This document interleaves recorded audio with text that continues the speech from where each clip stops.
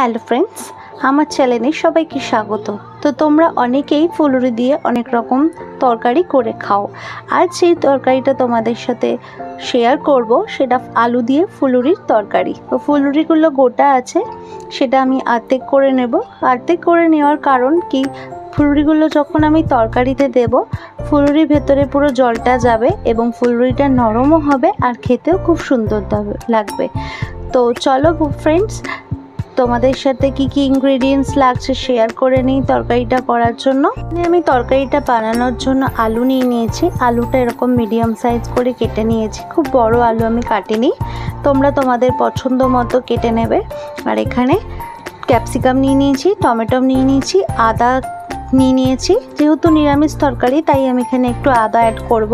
আর এখানে 2 চামচ মতো পোস্ত নিয়ে নিয়েছি আর ফুলুরিটা নিয়ে নিয়েছি। চলো এবার ফ্রেন্ডস ভিডিওতে এবার আসা যাক। কড়া বসিয়ে দিয়েছি আমি, কড়ায় সর্ষের তেল দিয়ে দিয়েছি। রান্নাটা আমি সর্ষের তেলে করব।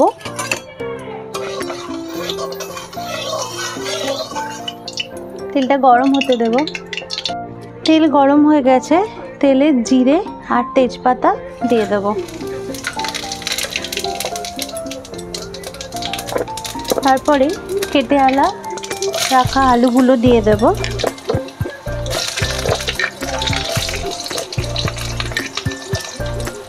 আর ক্যাপসিকামটাও দিয়ে দেব।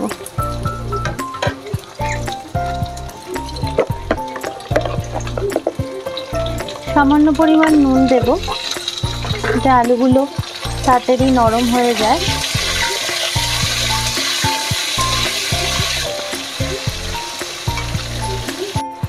আলুগুলো প্রায় লাল লাল করে ভাজা হয়ে গেছে।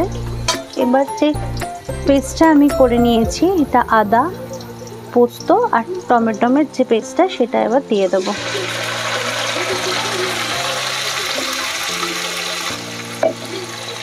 সামান্য পরিমাণ একটু জল দিয়ে এটা কষবো।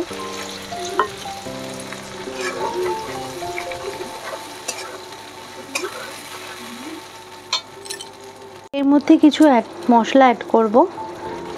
নুন, সামান্য পরিমাণ নুন দিয়েছি। এবার দেব সামান্য পরিমাণ হলুদ গুঁড়ো, সামান্য পরিমাণ জিরের গুঁড়ো, সামান্য পরিমাণ ধনে গুঁড়ো, 1 চামচ মতো করে দিয়েছি। আর দেব আমি কাশ্মীরি লঙ্কার গুঁড়ো।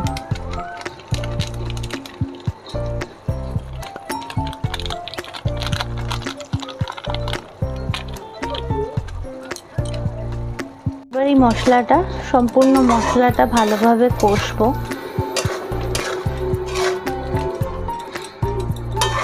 কম আঁচ করে কষবো, যাতে মশলা থেকে তেল বেরোয় এবং মশলাটা যাতে পুড়েও না যায়, তাই কম আঁচ করে মশলাটা ভালো করে কষবো। মশলাটা ভালোভাবে কষা হয়ে গেছে, দেখতেই পাচ্ছ তোমরা যে মশলা থেকে তেল ছেড়ে গেছে। এবার আমি মিক্সি ধোয়া জলটা দিয়ে দেবো। খুব বেশি জল দেব না, অল্প পরিমাণ জল দেব। আমি 1 বাটি মতো জল দিয়েছি, ছোটো বাটির 1 বাটি। তরকারিটা ফুটবে, তারপর আমি ফুলুরিগুলো দেব। তো তরকারিটা ফুটতে দিই, 5 মিনিট পর আমরা ঘুরে আসছি। তরকারিটা ফুটে গেছে। এবার আমি ফুলুরিগুলো অর্ধেক করে রেখেছিলাম, এবার অর্ধেক ফুলুরিগুলো আমি এর উপর দিয়ে দেব।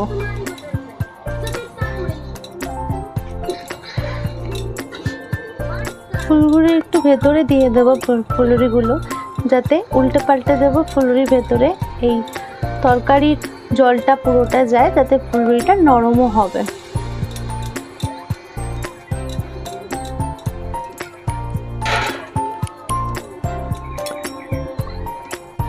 ফুলুরিগুলো নরম হয়ে গেছে।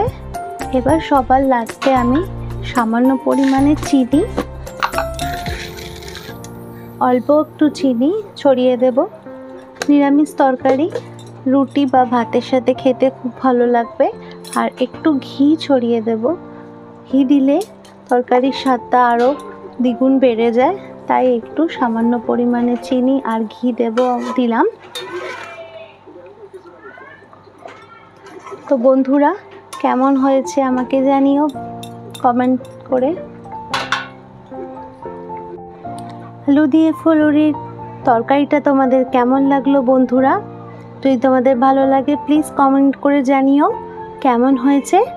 আর যদি ভালো লাগে প্লিজ লাইক করো, চ্যানেলটিকে সাবস্ক্রাইব করে দিও।